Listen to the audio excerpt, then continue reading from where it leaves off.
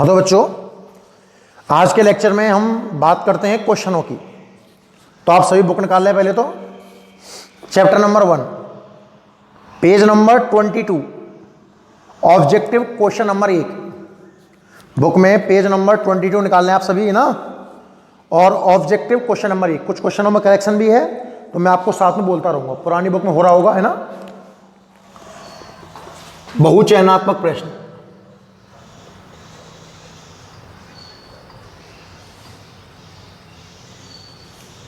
Objective question number 1, ठीक है भाई, पढ़िए पहला क्वेश्चन। दो समान तथा बराबर आवेश 3 मीटर दूरी पर हैं।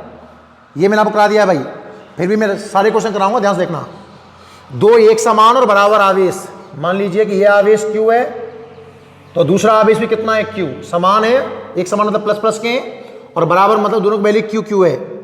3 मीटर दूरी पर हैं, बीच की दूरी कितनी है, 3 मीटर। 3 मीटर दूरी पर हैं। इनके मध्य 1.6 न्यूटन का प्रतिकर्षण बल कार्य करता है। F बराबर दिया हुआ है 1.6 न्यूटन। तो प्रत्येक का मान ज्ञात करो, आपको Q का मान ज्ञात करना है। स्क्रीन पॉज करें और ट्राई आप हर क्वेश्चन करने वाले हो आज, ठीक है ना। मैं जब क्वेश्चन समझा दूं तो उसके बाद आपको ट्राई करना है। दो समान आवेश हैं Q और Q, 3 मीटर दूरी पर है, ये बल लग रहा है, Q का मान ज्ञात करना है। बिल्कुल। तो हम बल का सूत्र क्या जानते हैं भाई, कूलॉम के नियम से। F बराबर K Q1 Q2 upon R square.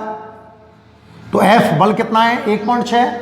मैं 1.6 को चाहूं तो 16 गुणा 10 की घात -1 लिख सकता हूं। K की जगह पर 9 गुणा 10 की घात 9 हो जाएगा। और Q1 भी Q है और Q2 भी Q है, Q गुणा Q कितना आ जाएगा, Q स्क्वायर। और दूरी कितनी है, 3, तो 3 का स्क्वायर कितना हो जाएगा, 9 ने 9 को मार दिया। 10 की घात 9 नीचे से ऊपर जाएगा, 10 की घात 9 नीचे आ गया, नीचे से ऊपर जाएगा तो माइनस का 9 हो जाएगा। मतलब Q स्क्वायर आएगा 16 गुणा 10 की घात -9 ये और माइनस का 1 -10। वर्गमूल अगर लिया जाए तो 4 गुणा 10 की घात -5 कूलॉम। माइक्रो बनाने के लिए क्या इसको मैं 40 गुणा 10 की घात -6 कूलॉम कह सकता हूं। तो जो आवेश निकल के आएगा वो आएगा 40 माइक्रो कूलॉम। ये क्वेश्चन हम आपको नोट्स में भी लिखा चुके हैं। जब कूलॉम का नियम पढ़ाया था तो ये क्वेश्चन वहां भी मैं आपको करवा चुका हूं। स्क्रीन पॉज करके फटाफट छापें। क्वेश्चन नंबर 2, दूसरा देखिएगा भाई। दो समान आवेश हैं। क्वेश्चन नंबर 2 कह रहा है दो समान आवेश के मध्य बल कितना है, F। समान आवेश वही कहानी है कि ये आवेश Q है, ये आवेश Q है, दूरी मान लो कुछ F और कह रहा है बल F है। मतलब हमारे हिसाब से F कितना आता है, K गुणा करेंगे तो Q स्क्वायर बटे R स्क्वायर, समीकरण नंबर 1 है। यदि उनके मध्य की दूरी को 3 गुणा कर दिया जाए, अब बल कितना होगा, F की टर्म में आंसर लेके आना है। नई स्थिति में आवेश में कोई बदलाव नहीं किया है, दूरी कर दी 3 गुणा। तो भैया नया बल मान लो आप F डैश, कितना आ जाएगा, K दोनों का गुणा Q स्क्वायर और दूरी 3R का स्क्वायर 9R स्क्वायर। ध्यान से देखो, इसका मान है F, मतलब F डैश आ गया F बटे 9। तो जो नया बल है वो पुराने बल का 1 बटे 9 गुना हो जाएगा। क्वेश्चन नंबर 3 देखिए। किसी वस्तु को, ये क्वेश्चन थोड़ा गलत है, यहां ये आवेश जो है ये 5 नहीं है 4.8 है। जो आपको आवेश दिया हुआ है 4.8 गुना 10 की घात -19 कूलॉम है। करेक्शन कर लेना बुक में भाई।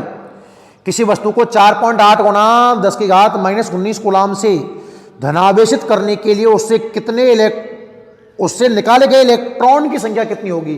क्वांटीकरण का नियम याद है ना इलेक्ट्रॉन की संख्या के लिए कि Q बराबर NE, N निकालना है तो Q बटा E।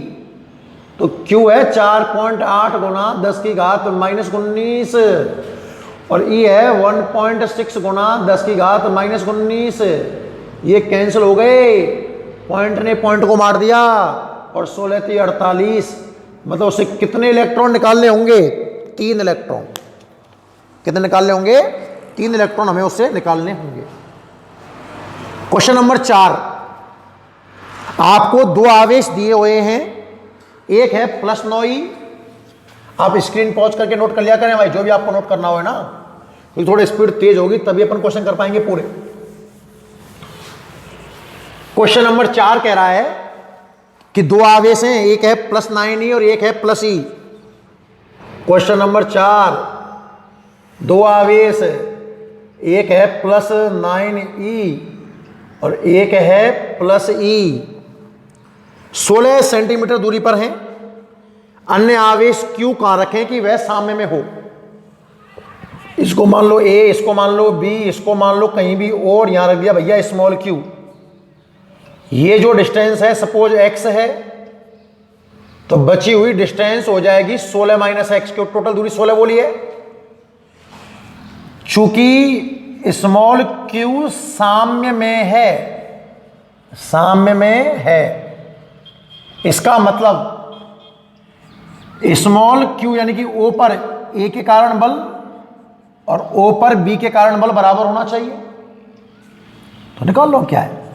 O पर A के कारण बल K Q1 Q2 अपॉन दूरी का square, K Q1 Q2 upon दूरी का स्क्वायर। K ने K को कैंसिल किया, E ने E को कैंसिल किया, Q ने Q को कैंसिल किया। वज गुना करके देखा तो ये आया x² बराबर 9 × 16 - x का स्क्वायर।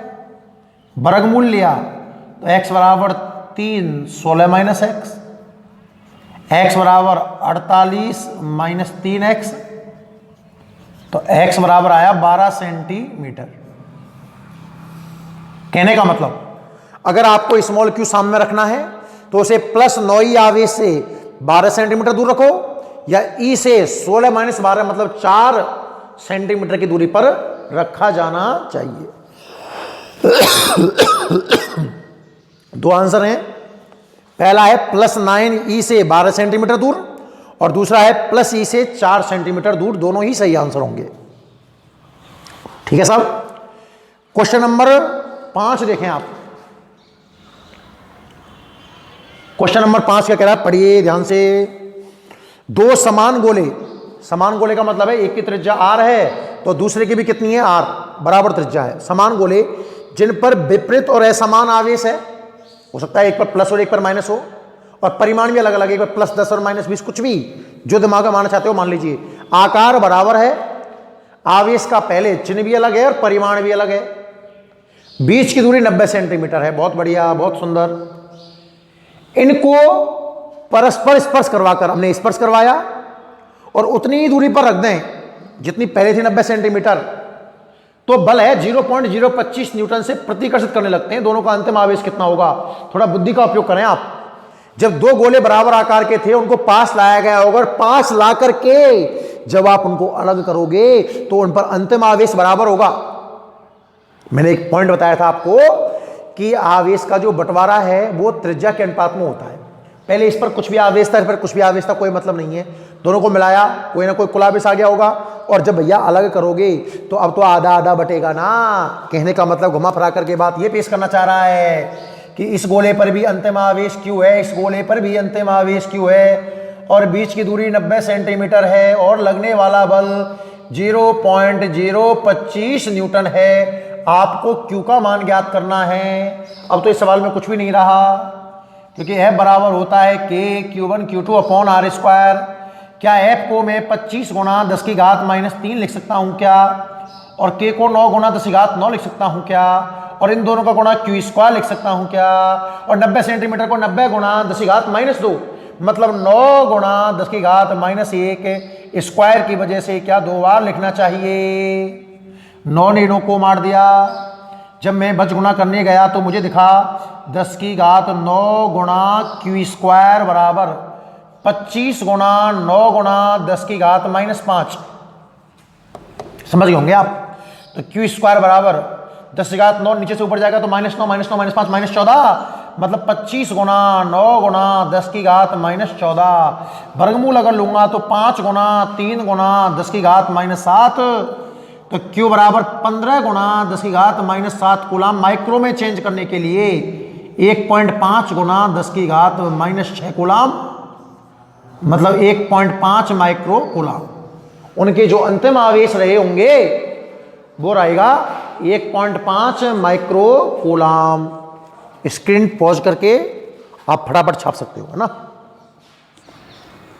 नेक्स्ट, यदि दो आवेशों के मध्य कांच की प्लेट रख दी जाए तब उनके मध्य कार्यरत विद्युत बल पूर्व की तुलना में क्या हो जाता है? कम हो जाता है।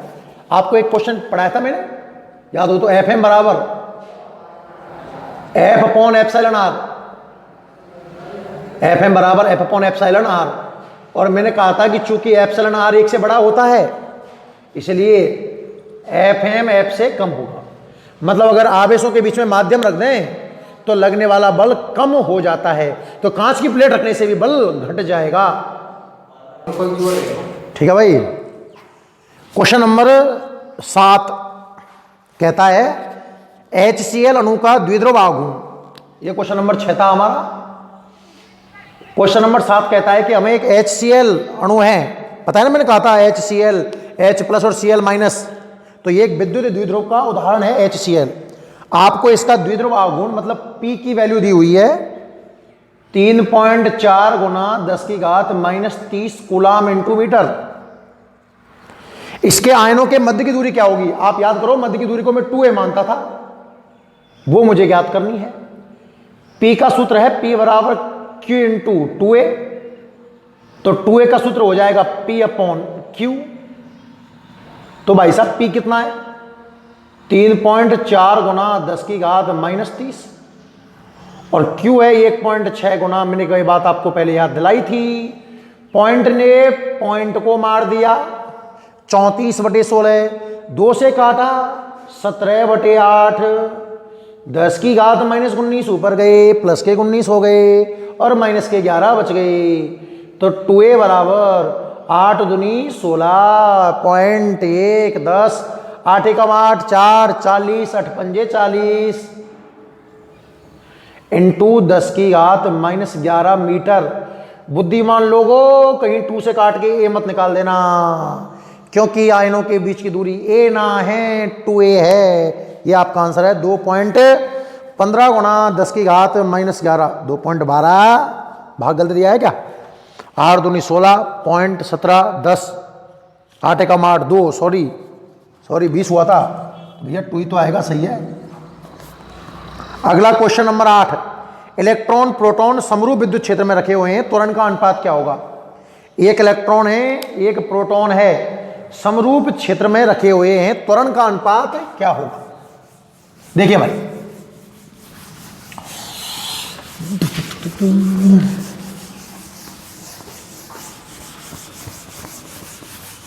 क्वेश्चन नंबर कौन सा है? 8वां है शायद, 8वां। त्वरण का अनुपात चाहिए भैया। आप जानते हो कि F बराबर होता है ma, है ना। तो त्वरण का सूत्र बन जाएगा F अपॉन m, और अगर Q आवेश को E विद्युत क्षेत्र में रखा जाए तो F की जगह आ जाएगा QE/m। हाँ या ना? किसका नाम पहले लिया है भाई साहब ने? इलेक्ट्रॉन का नाम लिया, इलेक्ट्रॉन का। तो इलेक्ट्रॉन का त्वरण बटे प्रोटॉन का त्वरण, इलेक्ट्रॉन का त्वरण Q की जगह आ जाएगा E। विद्युत क्षेत्र समरूप है, मतलब हमेशा कैपिटल E रहने वाला है, और इलेक्ट्रॉन का द्रव्यमान हो जाएगा me। प्रोटॉन के लिए E, क्योंकि प्रोटॉन का आवेश तो E होता है, प्लस माइनस का तो अंतर है, ये mp।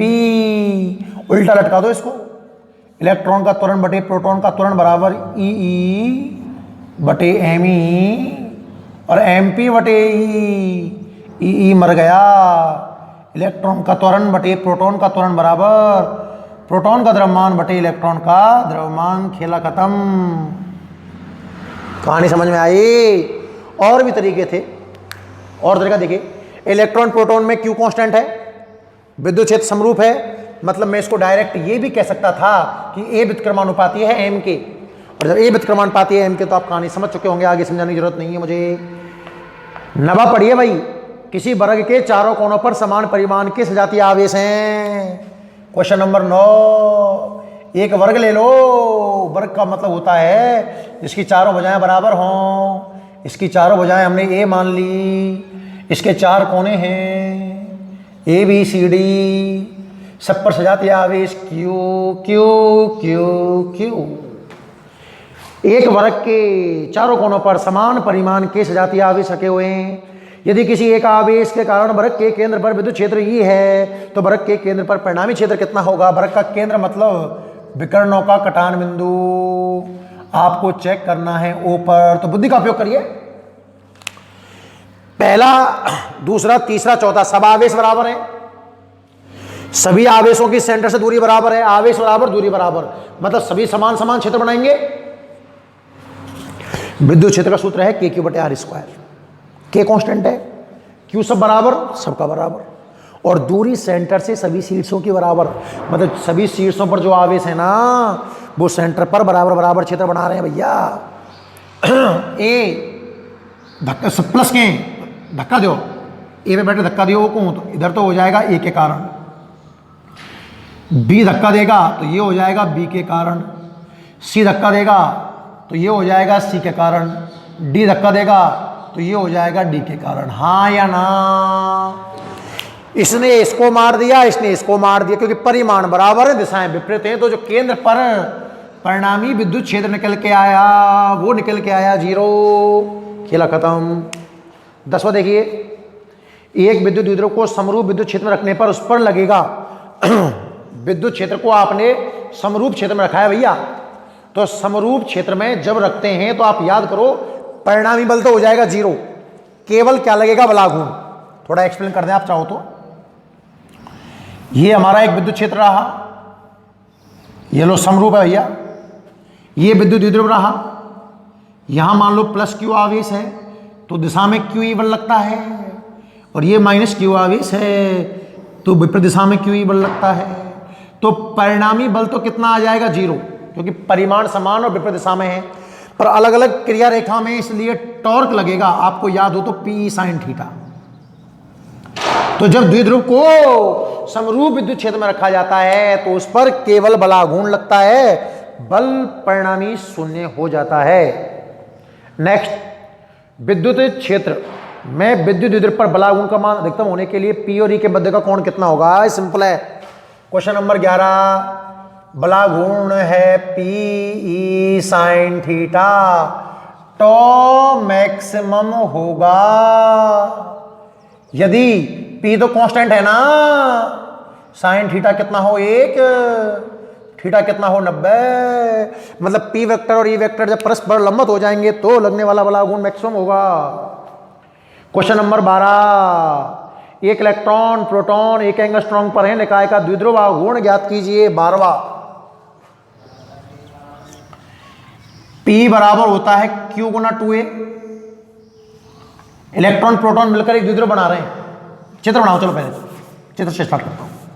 सपोज यहां पर इलेक्ट्रॉन मतलब माइनस ई और यहां पर प्रोटॉन मतलब प्लस ई, और बीच की दूरी है 1 एंगस्ट्रॉम। ध्यान से देखो द्विध्रुव बना कि नहीं बना। दो आवेश दिख गए, प्रकृति विपरीत, बिल्कुल 1 प्लस 1 माइनस, परिमाण समान दोनों का ई, और मध्य की दूरी अल्प 1 एंगस्ट्रॉम बहुत कम है। द्विध्रुव का निर्माण कर लिया। अब इसका P निकालना है, तो P होता है Q गुना 2a। तो किसी भी एक आवेश का परिमाण E का परिमाण होगा 1.6 गुना 10 की घात माइनस 19, और मध्य की दूरी 1 एंगस्ट्रॉम और 10 की घात माइनस 10 मीटर। तो P बराबर 1.6 गुना 10 की घात माइनस 29 कूलाम इंटू मीटर। इसका द्विध्रुव आघूर्ण रहा होगा। क्वेश्चन नंबर 13, एक विद्युत द्विध्रुव के कारण अनुदैर्ध्य का मतलब होता है अक्ष, और अनुप्रस्थ मतलब निरक्ष स्थिति में प्रेक्षण बिंदुओं पर तीव्रता का अनुपात कितना होगा। देखो क्वेश्चन नंबर 13। क्वेश्चन नंबर 13 कह रहा है कि ई अक्ष अनुपात ई निरक्ष कितना होगा।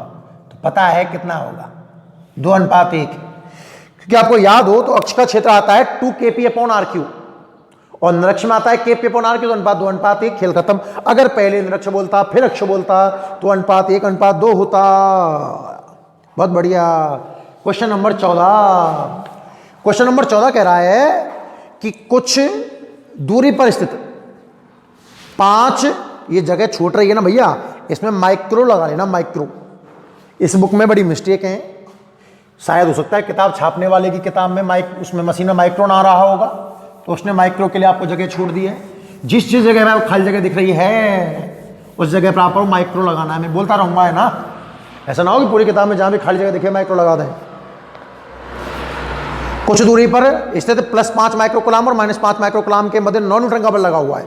कुछ दूरी पर दो आवेश हैं। ये लो, मैं डायग्राम डिजाइन करता हूं। क्वेश्चन नंबर 14, ये लो एक जगह है +5 माइक्रोकूलाम, दूसरी जगह है -5 माइक्रोकूलाम। कुछ दूरी मतलब होगी दूरी r, और बल भाई साहब लग रहे हैं 9 न्यूटन। यदि इन आवेशों को स्पर्श करवाकर पुनः उतनी ही दूरी पर रख दें तो उनके मध्य कितना बल काम करेगा? पहले 9 था, बुद्धि का उपयोग करो। जब आप इनको स्पर्श कराओगे तो परिणामी जो कुल आवेश होगा वो 0 होगा, और जब बंटवारा करोगे तो 0 का क्या बंटवारा करोगे? मतलब जो नया आवेश आएगा ना वो यहाँ भी 0 हो जाएगा और यहाँ भी कितना हो जाएगा? 0। तो नया बल कितना हो जाएगा? 0। खेला खत्म। बुद्धि का उपयोग करो। एक +5 है, दूसरा -5 है। जब संपर्क करेंगे तो कुल आवेश 0 होगा, और जब अलग अलग करेंगे तो 0 का बंटवारा 0 होगा, और जब आवेश 0 होगा तो बल भी कितना हो जाएगा? 0। क्वेश्चन नंबर 15 अच्छा क्वेश्चन है, शानदार क्वेश्चन है। दो परिमाण में समान विजातीय आवेश, भैया दो आवेश हैं। क्वेश्चन नंबर 15 विजातीय, यहां मान ले +q और यहां मान ले -q, परिमाण में समान है पर वैसे कैसे हैं? विजातीय। कुछ दूरी पर रखे हुए हैं और बल लग रहा है F। मान ले कुछ दूरी है R और बल लग रहा है F, का मतलब के आवेशों का परिमाण गुणनफल r²। इतना आपको सबको समझ में आता होगा। अब पढ़िए आगे क्वेश्चन को। यदि एक आवेश का 75% दूसरे आवेश में स्थानांतरित कर दिया जाए, पहले वाले का 75% लऊं और दूसरे वाले को दे दूं, तो नया बल पहले बल का कितने गुना हो जाएगा?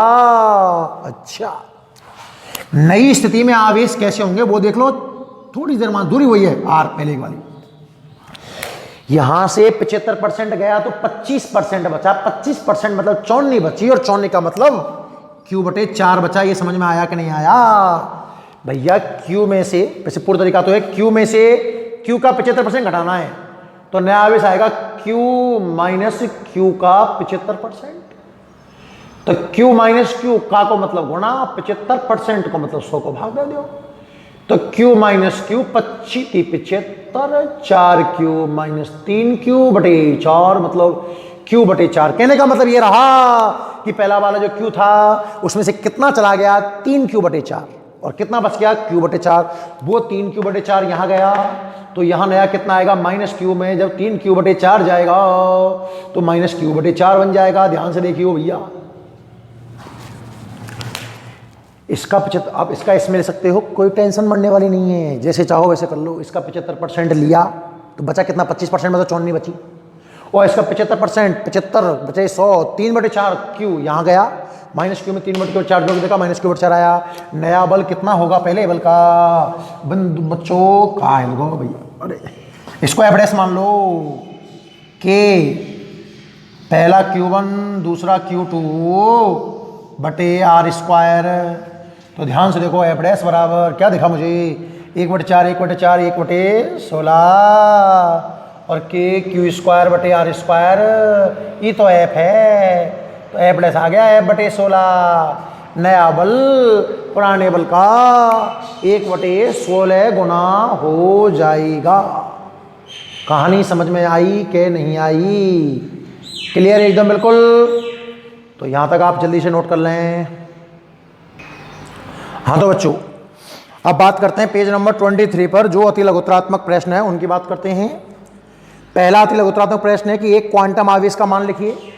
आवेश के क्वांटीकरण में हमने पढ़ा है क्वांटम आवेश मतलब न्यूनतम आवेश, और न्यूनतम आवेश के लिए आपको किसी वस्तु से, भाई आवेश के लिए इलेक्ट्रॉन कम ज़्यादा करने होंगे, तो न्यूनतम आवेश के लिए एक इलेक्ट्रॉन कम या ज़्यादा करना होगा। इसलिए क्वांटम आवेश का जो मान होगा वो होगा +-e। तो जो पहला क्वेश्चन है अति लघुत्तरात्मक में, उसमें जो आंसर होगा वो होगा कि क्वांटम आवेश प्लस माइनस 1.6 गुना 10 की घात माइनस 19 कूलाम होता है। आपको समझ में आया ना क्यों होता है? क्योंकि क्वांटा का मतलब न्यूनतम के लिए आपको कम से कम एक इलेक्ट्रॉन ट्रांसफर करना होगा। इलेक्ट्रॉन बढ़ाएंगे तो माइनस का होगा, घटाएंगे तो प्लस का। बहुत बढ़िया, बहुत सुंदर। क्वेश्चन नंबर 2 पढ़िए। r दूरी पर स्थित दो प्रोटॉनों के मध्य बल F है। प्रोटॉन को हटा के इलेक्ट्रॉन रख दें तो अब बल कितना होगा? ध्यान से देखिए। क्वेश्चन नंबर 2, प्रोटॉन मतलब प्लस ई और प्रोटॉन मतलब प्लस ई और दूरी है r और बल है तो F हो जाएगा ke²/r²। अब भाई साहब ने कहा है कि प्रोटॉन को हटा के इलेक्ट्रॉन रख दो तो माइनस ई और माइनस ई, दूरी वही r, नया बल F डैश के आवेश के परिमाण का गुणनफल e²/r² है। ये तो वही आया, तो बल कितना होगा? F रहेगा। इससे कोई फर्क पड़ने वाला नहीं है। क्वेश्चन नंबर 3, एक आवेश के कारण दूसरे आवेश पर लगने वाला बल F है। बहुत बढ़िया। एक अन्य आवेश की उपस्थिति में प्रथम आवेश के द्वारा दूसरे आवेश पर लगने वाला बल कितना होगा? अच्छा क्वेश्चन है, टेक्निकली जवाब देते हैं, ध्यान से देखिएगा। क्वेश्चन नंबर 3, ऐसे सोचो कि यहां कोई आवेश है Q1 और यहां से कुछ दूरी पर आवेश है Q2। क्लियर?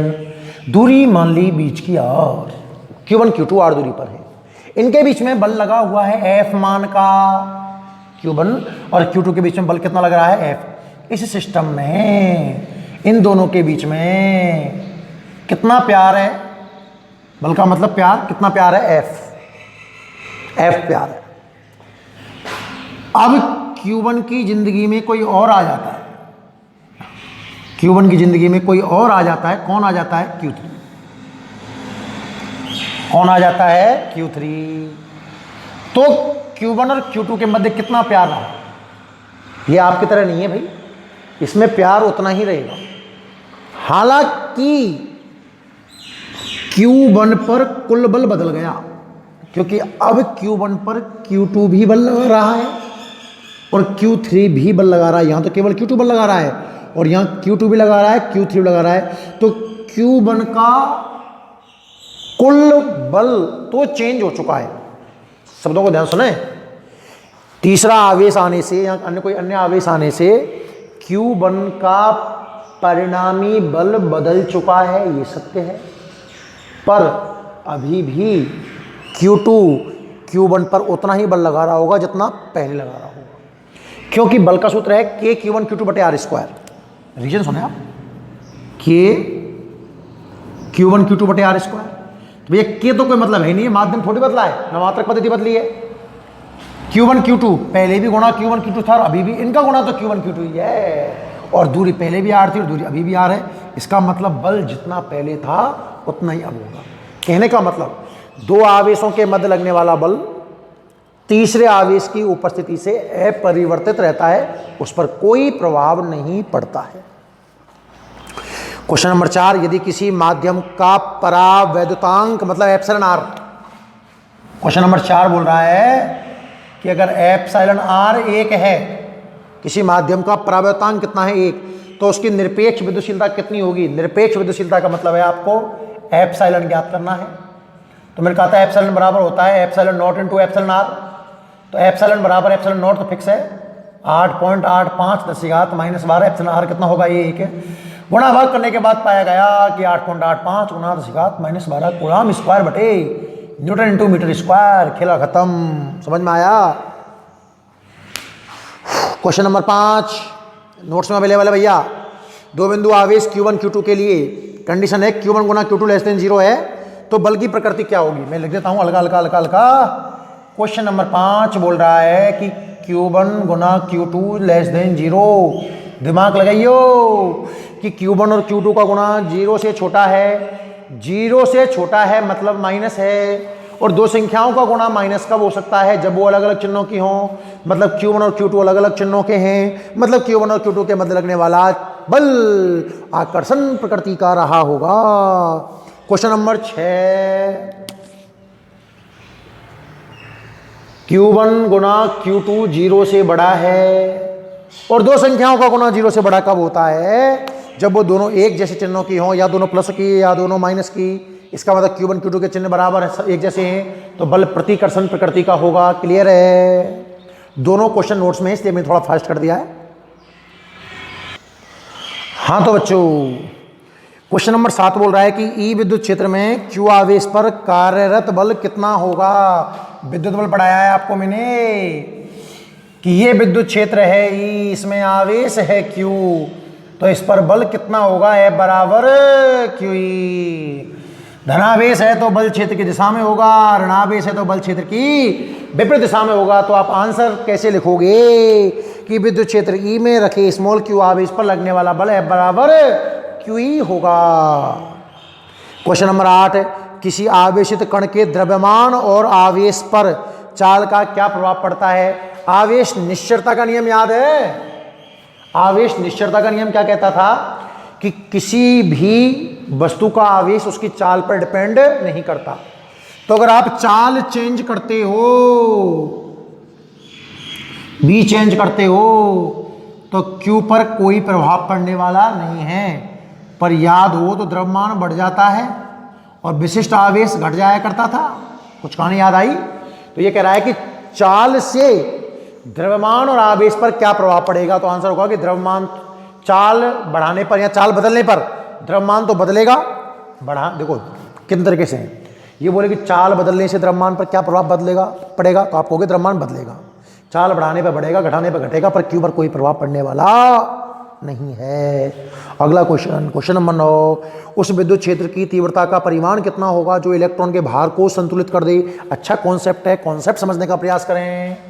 क्वेश्चन नंबर 9, विचार करिए कि भैया एक इलेक्ट्रॉन भाई साहब है, ये हमारा इलेक्ट्रॉन भाई साहब है, बिल्कुल साहब। अब इलेक्ट्रॉन में आवेश भी होता है और द्रव्यमान भी होता है। For your information, Q equal to -1.6 into 10⁻⁻19 coulomb, और जो मास होता है वो होता है 9.1 इंटू 10⁻31 kg। बहुत सुंदर, बहुत बढ़िया। तो जब इलेक्ट्रॉन में द्रव्यमान है तो धरती माता इसे अपनी ओर खींचेगी mg बल से। अरे कोई भी अगर m द्रव्यमान की वस्तु है तो mg बल कहाँ लगेगा? पृथ्वी की ओर लगेगा। धरती माता इसको खींच रही है। हम चाहते हैं कि इसका भार m नहीं होता, भार mg होता है। mg भार एक बल है, ध्यान रखना, संतुलित हो जाए। तो संतुलित करने के लिए आपको बल ऊपर लगाना चाहिए कि नीचे लगाना चाहिए? बुद्धि का उपयोग करो भाई। नीचे तो लग ही रहा है। अगर आपने भी नीचे लगाया ना तो जिंदगी में संतुलन अवस्था प्राप्त नहीं होगी। नीचे लग रहा है। अगर आप ऊपर लगा देते हो, तो संतुलन अवस्था मिलने की पूरी संभावनाएं हैं। अच्छा जी, बहुत बढ़िया। इलेक्ट्रॉन पर बल ऊपर लगना चाहिए विद्युत क्षेत्र की वजह से।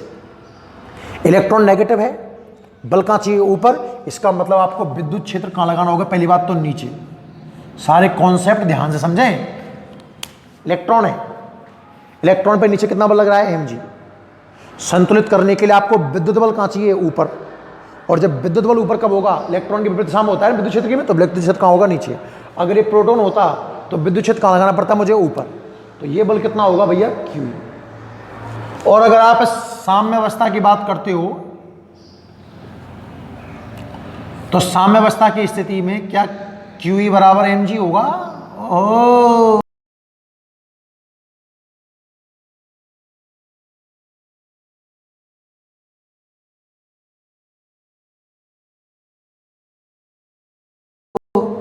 तो E बराबर mg बटे Q होगा। तो E बराबर m है 9.1 10⁻31। और जी आपकी दृष्टि के लिए मैं 10 मान लेता हूँ, वैसे 9.8 होता है। और Q 1.6 गुणा 10⁻⁻19 होता है। तो पॉइंट ने पॉइंट को मार दिया। 91/16। फॉर योर इन्फॉर्मेशन 90 मान लीजिए। 90/16 45/8 8 चौके 32 8 पंजे 40 पॉइंट कितना बचा? 5। कितना हुआ? 50 8 48 गुणा 10 की घात माइनस 19 ऊपर गए प्लस 19 1 पहले से बटा हुआ 20 हो गए और 20 घटाए तो -11 न्यूटन बटे कूलम। मतलब उस प्रतिशत का मान होना चाहिए 5.6 गुणा 10 की घात -11। एम आई राइट? क्वेश्चन नंबर 9 का आंसर देखना भैया। और बहुत बढ़िया, बहुत सुंदर, बहुत अच्छा है। क्लियर है यहां तक? 9वां 10वां क्वेश्चन ध्यान से सुनना, कुछ समझ में आ जाए तो बताना। क्वेश्चन नंबर 10 पढ़ो। क्वेश्चन नंबर 10 बोलता है कि निर्वात में स्थित दो बिंदु आवेशों के मध्य बल F है। निर्वात में दो आवेश हैं, बहुत बढ़िया, बहुत सुंदर लग रहे हैं। निर्वात में लगने वाला बल कितना है? F। अब इन आवेशों के मध्य पीतल की प्लेट रख दी जाए तो बल का मान क्या होगा? भैया उन आवेश के बीच में पीतल की प्लेट रख दी, मतलब माध्यम रख दिया, तो माध्यम में लगने वाले बल का सूत्र है F/ε0। पर पीतल के लिए, पीतल धातु है और भैया इसके लिए εr होता है अनंत, तो माध्यम का बल F बटे अनंत, तो कितना आ गया? 0। ये बात मैंने कही थी कि अगर आवेशों के बीच में माध्यम रखा जाता है तो बल घट जाता है, पर अगर आवेशों के बीच में कोई धातु रख दी जाती है तो बल तुरंत 0 हो जाता है। अगला नेक्स्ट, उस प्रयोग का नाम लिखिए जिससे विद्युत आवेश की क्वांटम प्रकृति की स्थापना होती है। देखो आपको क्वांटम पढ़ाया था, मैंने वहां नोट भी कराया है कि एक एक्सपेरिमेंट है जिसका नाम है मिल्टन तेल बूंद प्रयोग। हालांकि ये प्रयोग हमारे कोर्स में नहीं है, तो आप ऐसा केवल नाम ध्यान रखें कि आवेश की जो क्वांटम प्रकृति है, इस क्वांटम प्रकृति की पुष्टि की थी किसने? मिल्टन तेल बूंद प्रयोग ने। ठीक है ना? हाँ, नाम सीधा याद रखिएगा भाई। क्वेश्चन नंबर 12, विद्युत द्विध्रुव आघूर्ण की परिभाषा आप लिख देंगे, कोई बड़ी बात नहीं है। विद्युत द्विध्रुव आघूर्ण मतलब P की परिभाषा, तो मैंने दिमाग बता रखा है आपको कि सूत्र याद करो आप तो। क्वेश्चन नंबर 11 कि भैया 11 नहीं सॉरी 12, P बराबर होता है Q इंटू 2A। इससे परिभाषा बन जाएगी कि विद्युत द्विध्रुव के किसी एक आवेश का परिमाण और दोनों आवेशों के मध्य की दूरी का गुणनफल विद्युत द्विध्रुव आघूर्ण कहलाता है। क्वेश्चन नंबर 13, आदर्श द्विध्रुव की क्या शर्त है? ध्यान से देखिएगा।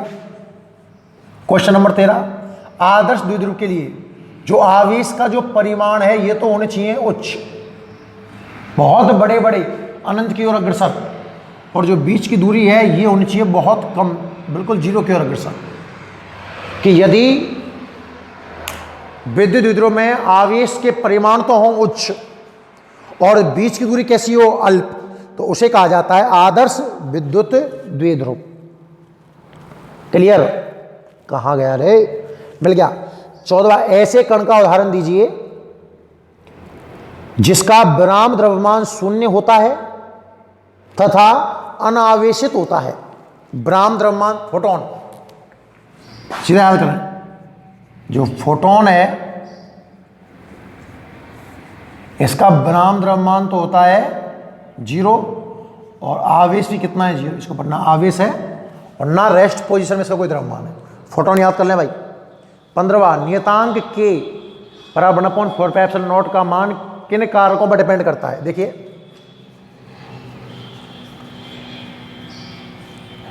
एक तो के डिपेंड करता है मात्रक पद्धति पर, जैसा कि मैंने आपको बता रखा है, आप जानते हो MKS पद्धति में तो के का मान होता है 9 गुणा 10 की घात 9 और CGS पद्धति में के का मान होता है 1।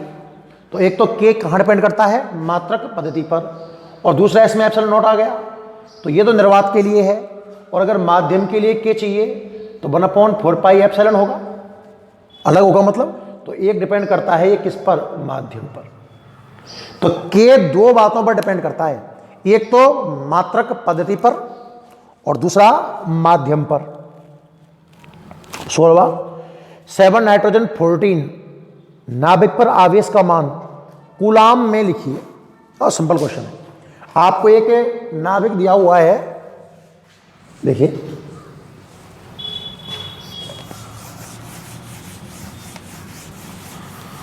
मेरी रुस्के कमर तूने पहली नजर से कौन सा क्वेश्चन है? 7 नाइट्रोजन 14, 7 नाइट्रोजन 14 पर आपको आवेश चाहिए, तो इसमें प्रोटॉन कितने हैं? प्रोटॉन की संख्या है 7 और एक प्रोटॉन का आवेश कितना होता है ई, बहुत खत्म। तो जो इसका कुल आवेश है +7। अच्छा, इसमें इलेक्ट्रॉन भी अगर देखे जाए तो इलेक्ट्रॉन की संख्या कितनी है 7, इस हिसाब से आवेश कितना आया -7 ही, मतलब इसका जो कुल आवेश आएगा वो आएगा +-7 +-7। सिंपल है। एबोनाइट की छड़ को फर से रगड़ने पर एबोनाइट की छड़ ऋणावेशित क्यों हो जाती है? देखो, कोई भी बॉडी नेगेटिव कब होती है? जब उस पर इलेक्ट्रॉन आते हैं, सीधी सी बात है। बोल रहा है कि एबोनाइट नेगेटिव क्यों हो जाता है? क्योंकि फर से कुछ इलेक्ट्रॉन कहाँ आ जाते हैं? एबोनाइट पर, इसलिए वो नेगेटिव हो जाता है। तो इसका आंसर बनेगा, आंसर इसी कॉपी करेंगे कि एबोनाइट की छड़ को फर से रगड़ने पर कुछ इलेक्ट्रॉन फर से एबोनाइट पर ट्रांसफर हो जाते हैं, स्थानांतरित हो जाते हैं, इसलिए वो नेगेटिव हो जाता है। 18वां क्वेश्चन बोल रहा है आवेश के CGS और SI मात्रकों के नाम लिखिए और इनमें संबंध लिखो। तो भैया आवेश का जो MKS मात्रक है वो है कूलाम और जो CGS मात्रक है वो है स्टेट कूलाम या ESU और संबंध है 3 × 10⁹ ESU। तो आंसर पूरा लिखें। आवेश का MKS मात्रक कूलाम होता है तथा CGS मात्रक स्टेट कूलाम या ब्रैकेट लिख सकते हो आप ESU होता है और इनमें संबंध है 1 कूलाम बराबर 3 × 10⁹ ESU। ठीक है। एक समान विद्युत क्षेत्र में विद्युत द्विध्रुव कब स्थायी अवस्था में होता है? तो आपने पढ़ा है टॉ बराबर P sin थीटा, जब थीटा बराबर कितना हो 0, मतलब P वेक्टर और E वेक्टर एक ही दिशा में होंगे, P वेक्टर E वेक्टर एक ही दिशा में होंगे तो वो स्थायी साम्यावस्था में होगा। और 20वां क्वेश्चन, एक समान विद्युत क्षेत्र में विद्युत द्विध्रुव पर परिणामी बल कितना होता है? याद करो, जब समान विद्युत क्षेत्र होता है तो बल परिमाण में समान दिशाओं में विपरीत होते हैं तो परिणामी बल आता है 0। क्लियर है? तो इसमें हो गए भैया आपके कौन कौन से ऑब्जेक्टिव हो गए और अति लघुत्तरात्मक प्रश्न हो गए। ठीक है ना। अगली क्लास में कुछ आंकिक प्रश्न और एग्जाम्पल की चर्चा करेंगे, एक क्लास और लगेगी इसमें, फिर आपका एक चैप्टर समाप्त हो जाएगा और चैप्टर नंबर 2 स्टार्ट करेंगे। क्लियर? आज के लिए इतना ही।